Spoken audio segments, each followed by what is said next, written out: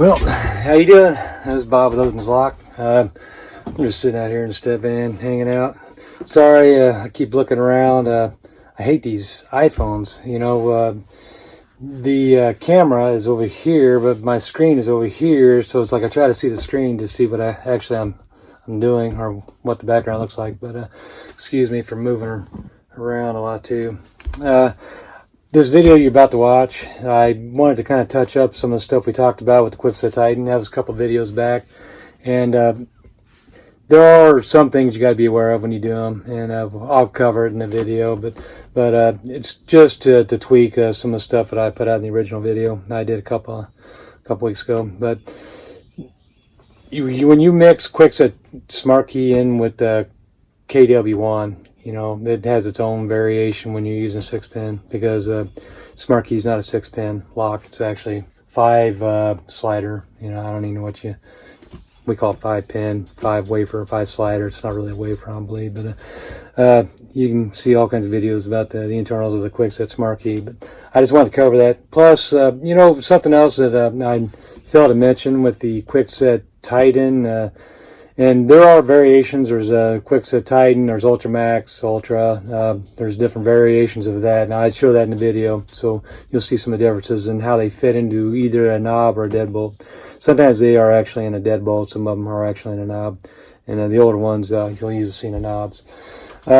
Plus, the fact that if you look online, you'll find that Kwikset Titan, Ultramax, whatever variation of Signature Series, you can get that in a Schlag keyway, and you can get it in Wiser too. But most people don't realize that, you know, you can get it in a Schlag SC1 keyway, and you find those online.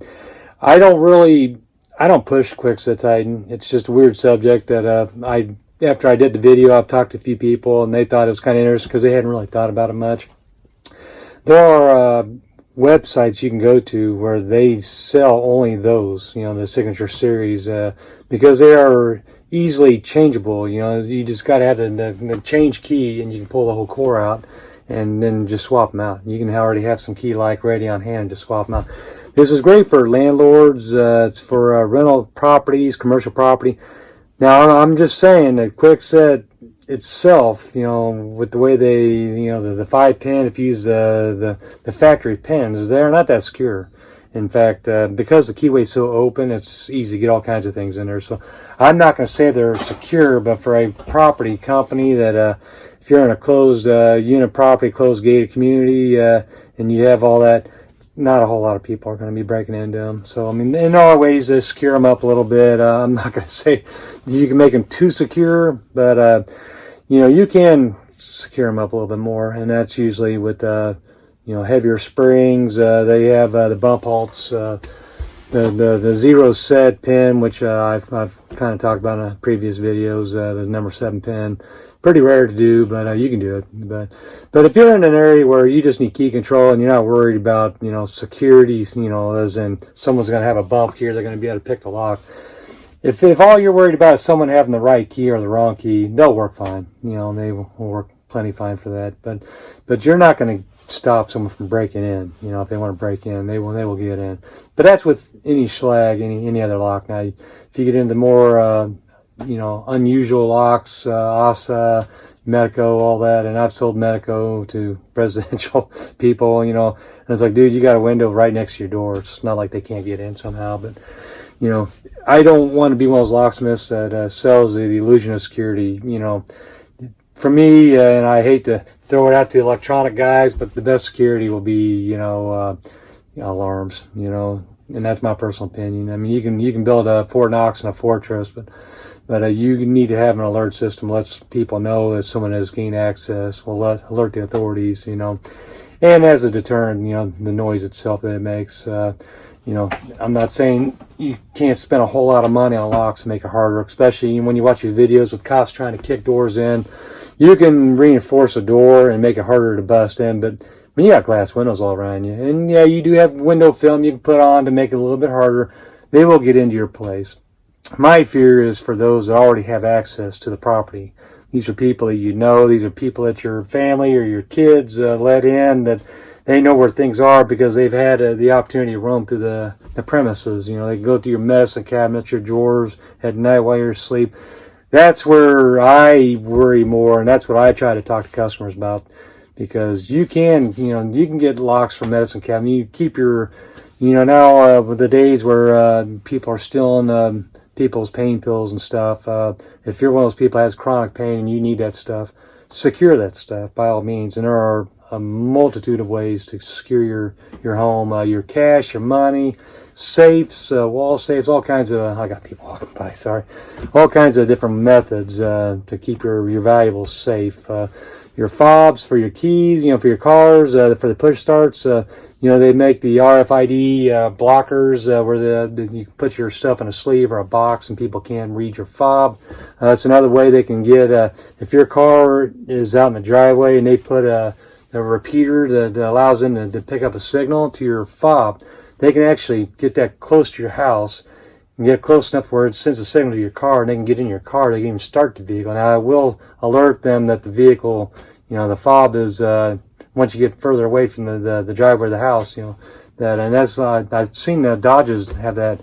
It will say that, you're out of range of your key, but if it's already started, you're already going down the street. So, I'm not an automotive guy, but I'm just saying that there are things that, you can do for more security. So locks are great. They keep honest people honest. There's a whole industry, a whole business for locksmiths to make money on that stuff. But, true security is in preventative. It's in deterrent.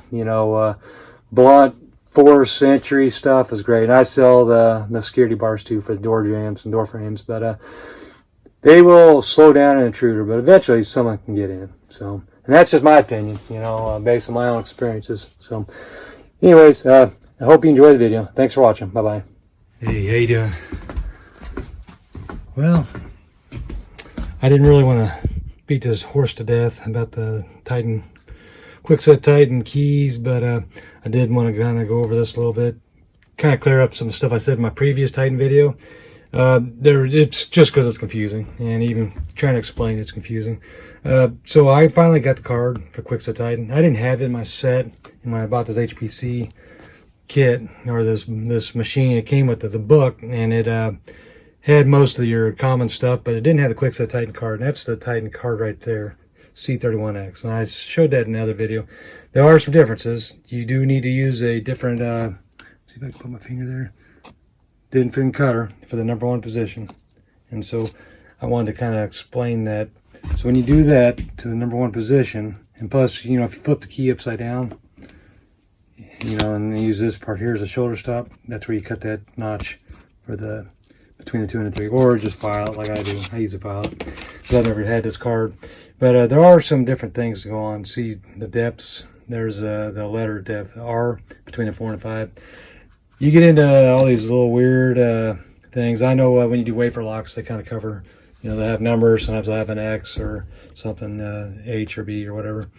Anyways, the other thing is if you use, if you want to use the #1 position, you either need to use a universal pin, or you can file it open wide. To do the taper one. I don't know what you call them. I can't even think right now. The stock Kwikset main factory pins.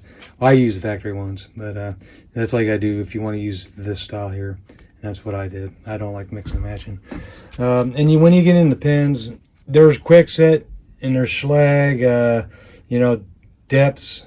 And then when you get into universal pins, they're either 3000s or 5000s kits.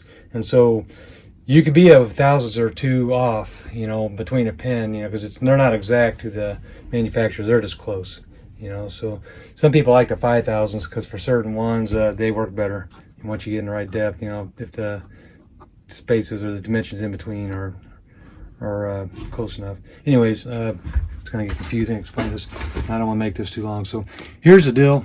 If you do the #1 cut on the Kwikset Titan, you'll want to use this cutter here, and the difference is a profile. You can see how that profile is right there, and that's I never use that except for Kwikset Titan.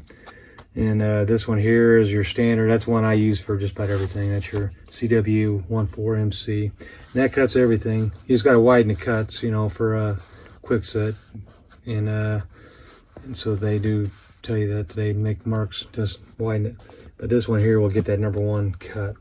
It is this first one right here. If you can see. And I did file that open a little bit, like it said in the directions right here. And so, and I used a square file like that. And so, here's the thing, you know, I went ahead and cut the key last night. I just kind of wanted to go over it. And so that works. All my locks. Let me see if I can set my camera up here. So, here's how that works. Works in that. Just perfect. That's a 5-pin. And it works in the 6-pin. But what you're going to find is it will not work in a Kwikset Smartkey because Smartkey will be under the 5-pin, 41343. Say this particular one I cut be like this, and then and it's all because it goes off the different shoulder stop, you know, on there. And so I'll show you this. That's a Smartkey right there. Now what happens is, and the way that bottom's in there, it goes all the way up against the shoulder stop, top and bottom. So when I do this, I don't really ever have a Smartkey mixed into that system. But you can just go on ahead and do your new Kwikset Titan in there, and it works perfect. Perfect. And this is a 5-pin, or 5-wafer, or 5, I don't know what you call those sliders. But when you look at that old key that was using, it's unusual because the way it hits that with the cutters, it looks perfect in that 6-pin. That's the original that was in that Kwikset Smartkey. So it's a little confusing. And then when you put that in a 5-pin, it doesn't work unless you pull it out one. And so like that. And so that is why I kind of want to go over this, because it is, you can use a regular 5-pin and mix and match stuff, but you may have to throw a master pin or something in there if you want to do something different, if you want to have multiple keyways. So what happens is, because that's like that, I know I'm probably confusing you right now. Kwikset Titan, 6-pin, fits in there, works perfect. But then this one here that was original, doesn't. See? Unless you go out one. And that's what changes. And you shouldn't really want to do that. But I just thought I'd show this because Smartkey has its own weird properties about it. And so that's that. And so that's what I wanted to kind of cover on that. And I know it's confusing. And I also wanted to show, you know, the difference in some of these. When you get a Kwikset Titan, there's a Titan, Titan Max, Ultra, they go under different names. You might get that kind of housing. Or you might get the kind that's a knob, but you can see there's a difference between the way those two are. See that difference in the design for where the wafer is. There are different ones. And they still use the same notch, you know, on the bottom of the key. You use the Keydex key. I don't even have one over here. I put it on my other key ring, but it's Keydex makes them. It's the Titan rekey. But you use that and you cut your depths to this. Probably, you know, as a locksmith, and you can probably make a little extra money just using the Titan rekey tool. Give me a second here. I'll be right back. Okay. My suggestion, you know, if you're going to do mixing Titan with regular 5-pin, is to key it up to the Titan. Or, you know, when I say Titan, I mean KW10, KW11. These are both the same, exact same. And you'll see that in my previous video. You can use, if you do the KW1, KW5, KW6, you know, the 5, 6 pins, it won't fit up the same because of the way that shoulder stop is. You just key up everything to the KW11 and everything will work, including the Smartkey. You know, you just key it up to the Smartkey and the 5 pins and the 6 pin. So one thing that you can do, and I mentioned to another locksmith, and I see people sell these. I mean, like $20 just for a blank, you know, or you know, I've seen, I think Amazon, $27 just for the blank itself, I believe. I'll do a screenshot. Or you can do, you know, 10, 15, $20 for one that's already cut, because, you know, I suggest having pre-keys already cut for this, so you don't have to try to figure it out when you go to your first job and there's a Kwikset Titan on there or a 6-pin. You know, trying to figure that out if you don't really know, it's kind of a mess. just get you some of these and have them already pre-cut. And I think maybe I'll sell some of these already pre-cut to what you need to have, you know. And that's all that is that's just the same thing as that, only it's got that notch between the second and third key. But I mean, people pay pretty good money for these, and all you gotta do is just sell one of these with its own key different bidding. Sell these, just sell 10 for 50 bucks, you know, or 5 for 50 bucks, however you want to do it, you know. Just make some money on it. You can just send them out. I probably wouldn't want to waste time doing onesie twosies, but if someone wanted to buy a bunch of them, I'd sell them individually, and that way you can just duplicate. All you need to do is just get your KW10 blank or KW11, and you're just duplicating your cuts. And that way, if you don't have a code cutter, you don't have to worry about it. If you can't cut by code, you can just buy a bunch of these and then duplicate that, and you won't even have to worry about it. So that'll do your 6-pin. Anyways, I didn't really want to beat the horse to death on that. I hated to even talk about it anymore because it's kind of a boring subject unless you work on this kind of stuff. But I just wanted to cover that, you know, to clear up what I said in my last video about Kwikset Titan. There are some things that you got to be aware of when you key a 5-pin. The KW10, KW11 will fit all the 5 and 6-pin, but you're not going to have a KW 5-pin that will work all of them. You know, you'll just want to keep all your 6-pin. But strangely, that does work with the 6-pin, you know, and that's because of the way it fits in there with that. You know, it actually will use that first shoulder. It's kind of weird, but that will work that, but it will not work a 5-pin. So you got to be aware of that. And that's probably because it goes off the different shoulder on that other one. But I hope I didn't confuse you too much. I didn't want to talk about this anymore. I just got kind of bored with it. You know, something else I wanted to mention is when you go online and you look up books and stuff, don't be you know, scared to buy a bunch of these old Locksmith Ledger books. These are great books. I buy a lot of the old ones, you know. These Locksmith Ledger. This covers simplified locksmithing procedures. Just old hints, different things, different stuff. You know, old. What they did was, you know, they used to have locksmiths write in for tips and tricks in the old Locksmith Ledger magazines, and they would kind of make compilations of this stuff. You know, just stuff to kind of help people. You know, they wanted to put it in a book format, and I have a whole bunch of these books. And sometimes they'll have, you know, they'll have their own book where it's just all manufacturers put out about their own stuff. So this one here, I'm just kind of going through it. There's all kinds of cool little tools you can do, little helpful hints, things. This here's a good book. I have another one on hardware, and it's like its own little course. It's a thicker book too, kind of like this. I don't know where I put it, but I keep a few manuals in here. And I don't think I have it in this cabinet. I need to come up with a different bookshelf. I've been thinking about rearranging my locksmith van again, getting rid of the way this is set up and buying a shelf that just goes top to bottom where I can actually have my hardware laid out on display on shelves, but with a lip to keep from falling off. So anyways, just kind of want to talk about that. Someone I talked to the other day was talking about how do you do the cam locks in the file cabinets. I have this tool, you know, and it's what he called a D-punch knockout. You can do this, you drill your hole, put that in there, and it just punches out. You'll do the minimum hole to get it in there, and then it does the rest. Or you can do the hole that's, you know, whatever this dimension is. I think it's a 1/2 inch, maybe 3/4.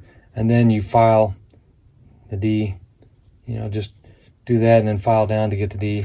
Basically, you're doing this. And you can do your little half round file. Just do this dimension and then do the half round top and bottom, and that'll do it. And you just want to make sure it's straight because you don't like it when a cam lock's crooked like that or something. Sometimes I'll move around in there. And then, you know, you use your nut on the back to keep it in place. But I wanted to kind of talk about that. I didn't really want to drag out too much on this. I'm still waiting to hear back from the customer when that new hardware arrives for that. So that will allow me to finish that job up.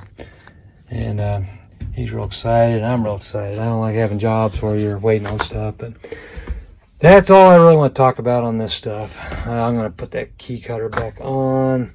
I don't really have a whole lot else for today. I just trying to be regular about keeping videos going up. So anyways, I appreciate you guys watching. Thank you so much for following and liking. You know, I always appreciate supporters. All right. Thank you. Bye-bye.